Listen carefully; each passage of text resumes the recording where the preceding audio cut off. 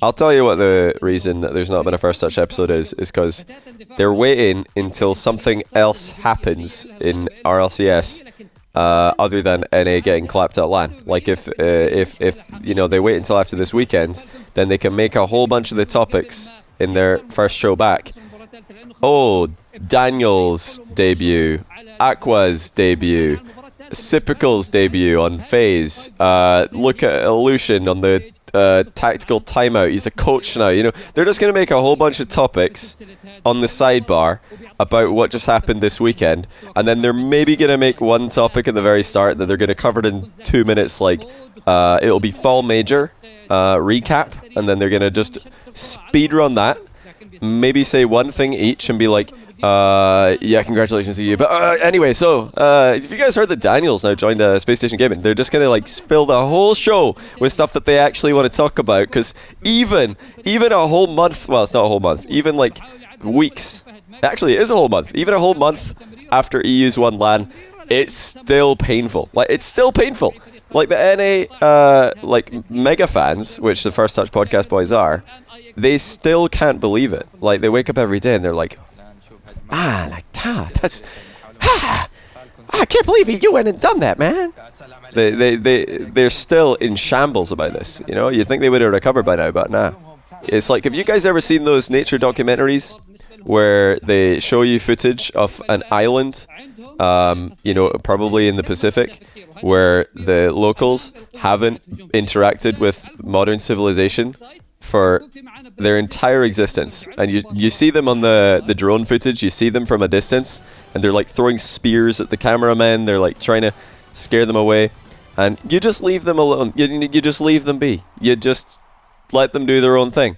That's kind of what it's like watching any Rocket League during COVID. You're just like, you know, they think they're doing a really good job, they think they're the best in the world, and that's fine. They, you know, they're not harming anyone. You know, they're bragging about how good they are, and you know, we know that they're not as good as they think they are, because, I mean, look at them. But it's fine, we'll leave them to it. And then eventually they, you know, get exposed to EU Rocket League, they get annihilated, and they're like, okay, fair enough. So that's sort of like what it was watching NA Rocket League during COVID. They didn't understand. They're like, no, we're so much better. We're so much faster, so much more mechanical, so much more aggressive. But they don't realize that actually none of those things are true. And they're just going to get clapped. But now they know. Lessons have been learned. And as they say, you always learn more from your losses. So really, the real winners of the Fall Major are North America, because they took so many L's that they have got a mountain of learning material to go and benefit from. And, you know, come World Championship, they're going to be so smart. They're going to be so improved. Meanwhile, EU, what a bunch of idiots. They just went and won, so they've got absolutely no learning material. They're completely stagnated, flatlined. They've got no improvements to make because the idiots went and won every series pretty much. So, yeah, NA's the real winners because World Championship is the goal. They've got so much to learn from now. It's unreal. The reason that I think that we should not copy football, and we should not copy basketball, we should not copy sports that just have a side-on view, looking at everything. Like, if you watch Rocket League side-on like this, the players look awful. Everybody looks like they have no mechanics. Everybody looks like they're just randomly flipping into the ball with no thought whatsoever. They're just like, oh, the ball, flip. You know, it just looks like no one knows what they're doing when you watch from a wide angle. It's only when you get on a first-person POV that you can see the intricacies, and you can see the precision, you can see the decision-making, you can really start to appreciate the game at a high level. And I also think that if it was possible for football or basketball or any other sports that have a side-on view, if it was possible for them to have a true first-person POV, they would do it. Can you imagine if you could watch a football game exactly as Lionel Messi sees it?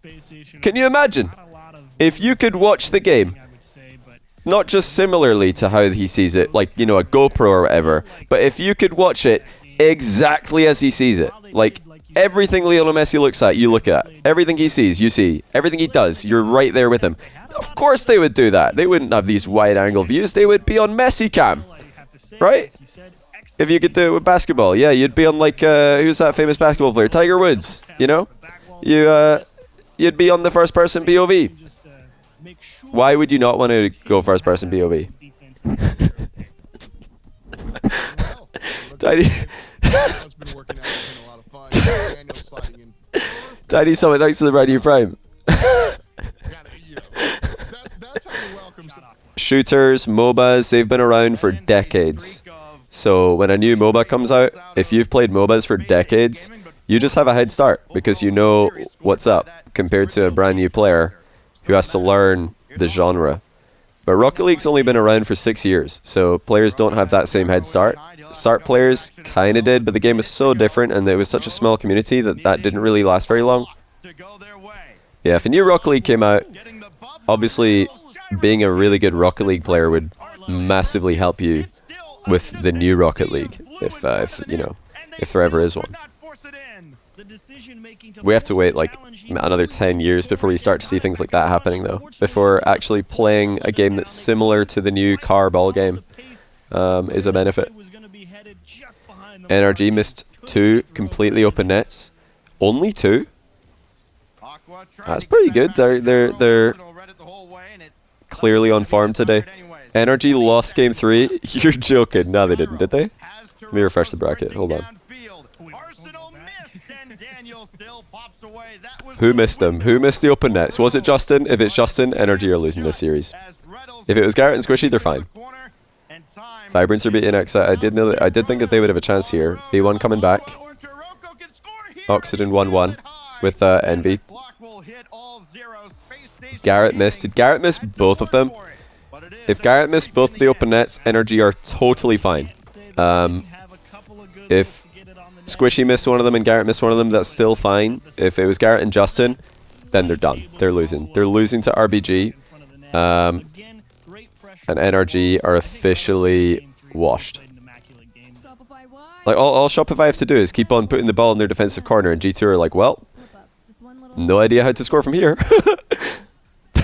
Like, just keep putting the ball in the corner. Alright, Memory doesn't want to commit too high up the field here. That's probably not a good idea.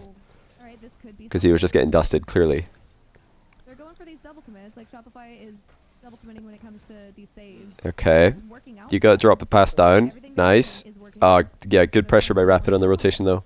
Yeah, we'll go back to NRG after this. What? Surely. Oh, it's such a bad shot, but it's worked. Admit NA has depth. You can't make a judgment based on one day, man. Like, if G2 lose today, if G2 lose this series, you don't want to make any knee-jerk reactions about the roster. It's just funny to say that they're washed based on one series. I'm joking. They're not washed if they lose this. It's just one series, for crying out loud. It's not even the, like, they're still in the event. Like, until they get eliminated from this event, you shouldn't make any judgments. And even based on the first event, I don't think you should make any too ridiculous judgments. Vibrance 1-3-1. Okay. That one I did say that there was a chance of happening. I thought Xite would win, but I knew that would be one of the closer round 1 matches. So that one doesn't surprise me too much. Vibrance beating Xite, not that crazy. Right, Atomic's got to boom this middle. He's got to boost it up. Teammate waiting.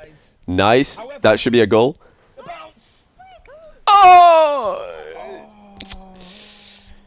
That probably should have been a goal. Uncontested shot from that range.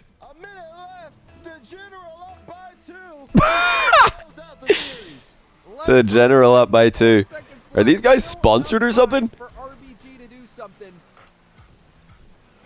Beepot, thanks to the tier 2 13 month. I appreciate it, man. Shai Barrel, thanks to the brand new Prime. I look weird flipped. This is back to my normal orientation. I usually just flip it so I'm facing into the screen, you know, not looking like you know, talking to a wall to the side. Squashy RL, thanks to the 2 month Prime. Tell me something about yourself that you don't know. What don't you know? Oh, that's a slot. What don't people know? Maybe a lot of people here don't know that my first stream that got triple figure viewers was a free play stream where I had the ball spinning on a goal line for no reason. And that was it. And I did a 24-hour stream of a ball spinning on a goal line in free play. And I got banned on Twitch for this because it wasn't gameplay. And then I kept the ball spinning for the entire duration of the 24-hour ban. And after the ban was over, I went live again with the ball still spinning to be like, yeah, I don't care about the ban. I'm back. And I got a big host from Rocket League Central.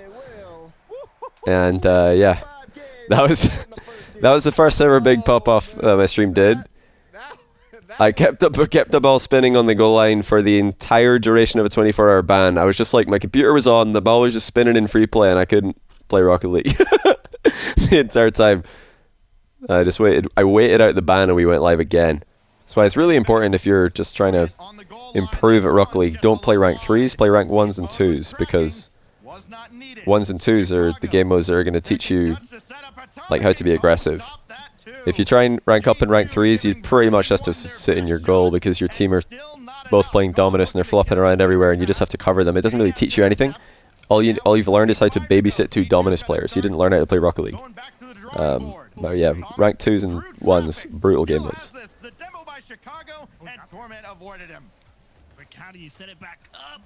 That was a good save. Not looking good for G2. That final touch that's usually so good for G2 in RLCS. Oh, okay. Yeah, that last pass that's usually so good. It's usually so on point for G2. Gives their final player free play. Just getting cut off, and no, we're getting a loading stream. Okay.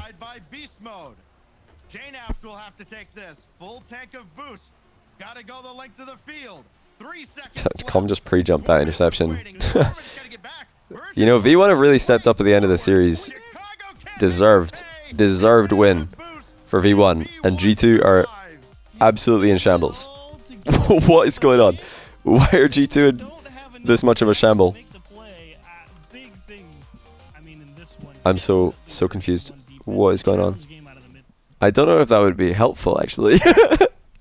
I feel like that might just be confusing. Like, you just join the match and the team bump someone in defense, because like Envy are just sitting in defense. So if you join their team, then you're probably just going to be a target dummy. What? He literally missed the ball. I'm sorry.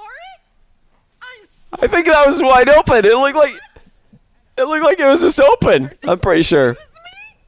I'm pretty sure that was an open net. Hold on.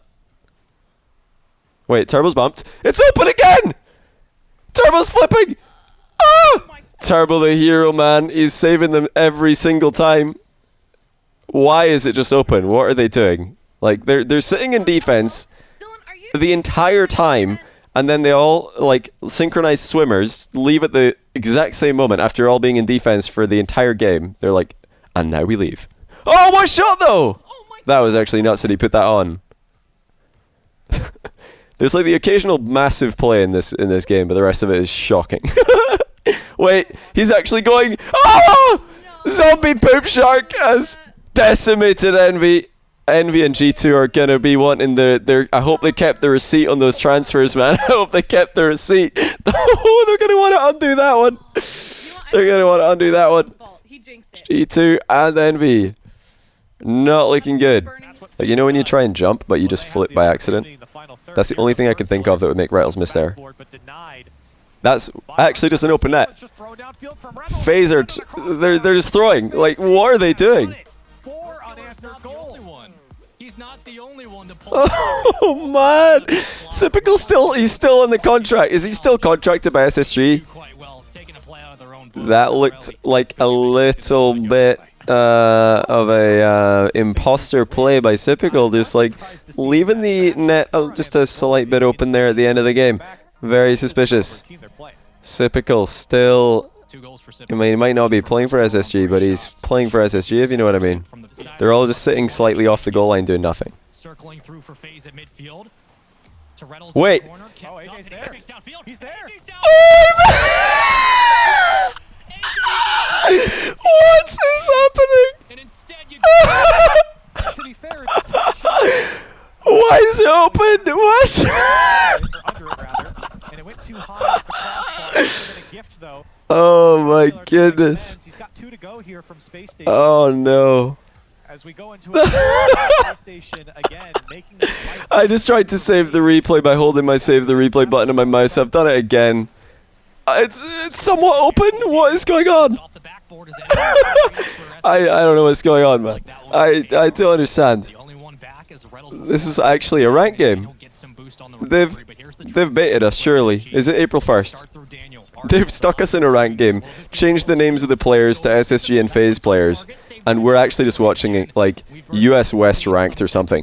That's the winning goal. It's not even the winning goal, it's a miss! Oh no! Oh, the winning goal being a bump would have been poetic there. Would have been so poetic. Here's a shot. Typical. I thought that one was going in, but the physical I don't know what I'm watching, guys. feels so strong right now. It's really giving Oh! a tough time. Oh, AJ! Oh, what play. Fair play. That is a great goal. Look at that first touch. Oh, that's disgusting. That first touch was so good. That was so impressive. Why did FaZe not challenge? Like, this is... That wasn't even a particularly good play by Arsenal, but it's still threatening because no one is challenging. FaZe are just all in the net. They're all in the backboard. What is going on? They just don't challenge. Man. Oh, they're gonna get a goal, but this is dire. This is terrible. The defense is so bad by FaZe. If First Killer called that he was faking this, then that's a really good call to give AJ the heads up that he's got a free shot. But yeah, this is just terrible in defense. I think if SSG played like they did earlier in the group, they would have scored so many times. But they've been messing up a lot of their touches, and their boost management is gone. So they have not played well either. Both these teams have played pretty badly. Like Space Station mechanically have been very poor, and FaZe when it comes to decision making have been very poor. Yeah, they've done it, so they have managed to finish top of the group. I think that SSG are still going to be okay. Like, not a bad first showing for Daniel. He made mistakes, but they're mistakes that he can fix. You know, SSG are just giving the ball away a lot, and they're wasting a lot of boost. They're kind of panicking. They're just panicking.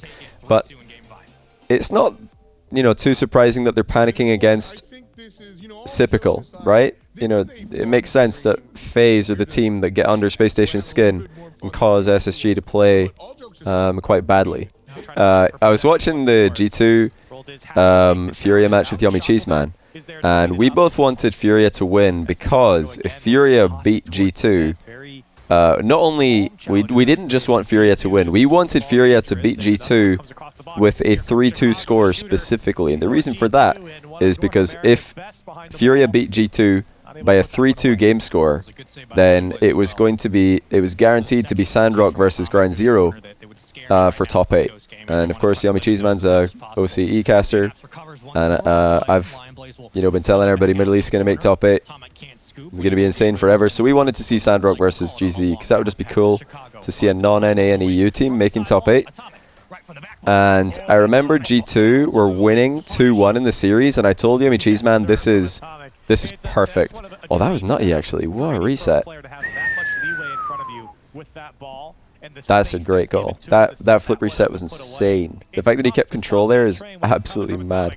But yeah, G2 were 2-1 up against Furia, and Yummy Cheeseman was thinking, no, G2 are going to win. But I told him, nah, this is perfect, because G2, from a 2-1 lead, are quite likely to lose the next 2 games against Furia, and it did end up happening. So I don't know why. I just figured that Furia are just going to keep playing aggressively. G2 are going to sit back, try and wait for wait for the counterattacks, and sitting back against Furia is not a good idea. You want to be aggressive against Furia. So yeah, it panned out exactly as I expected. G2 lost games 4 and 5, and it was Sandrock versus GZ for top 8. G2 need a 4th player. They would benefit a lot from a Gibbs. You know, if this is a tier list I'd love to see, like adding Gibbs to every pro team tier list. Like if every pro team in the world had Gibbs sitting in net, which team would be the best? Maybe G2. It might be actually G2 that benefit the most. If every team had Gibbs. Am I wrong? Am I wrong? Imagine FaZe. I mean, the problem about putting Gibbs on FaZe is that Gibbs would have an amazing power clear. Like, you know, a terrible shot would be coming towards the FaZe net. Gibbs would have an amazing power clear lined up. He'd spot his teammate at the halfway line, full boost, ready to receive the pass, and then just as he's about to hit the ball after the bounce, straight towards the teammate with no danger of an interception, First Killer comes out of nowhere and tries to flip reset on the ball for absolutely no reason, and then, you know, goes for a post pinch in defense to clear it, and Gibbs is out the game because he's already committed, and then it's just wide open for the other team. Like, Gibbs wouldn't do that well on FaZe because he would just get the ball taken off him all the time. Remember Vitality's top 8 EU? I think a lot of people are underestimating Vitality because Vitality on LAN really struggled.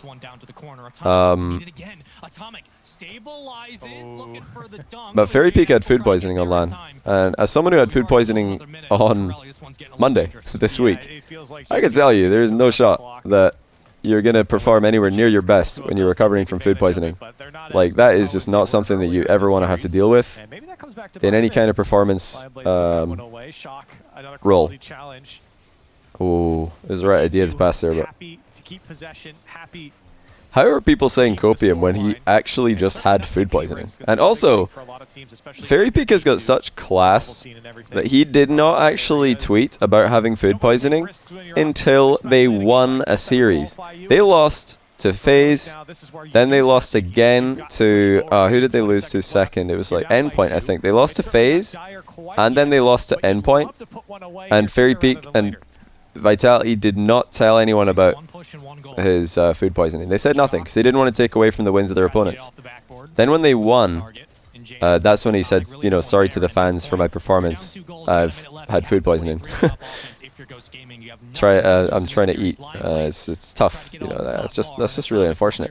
It's bad enough like having to be abroad in a quarantine hotel when you also have food poisoning. Man, like this whole situation, I don't know how you can even show up.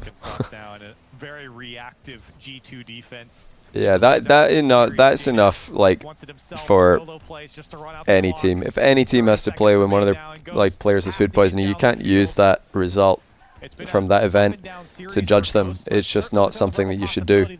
So, you know, when I heard about that, I was just thinking to myself, well, okay, Vitality looked like complete trash this weekend, but I guess we'll have to wait till next time to really know how good they are. Because everybody thought Vitality were going to get a LAN buff, and they actually got a LAN nerf. And yeah, same kind of thing for like jet lag. You know, teams that flew in late look like they might have been struggling as well. If Jordan can do it for basketball, Fairy Peak can do it for RL. That is the craziest take I've heard in my entire life.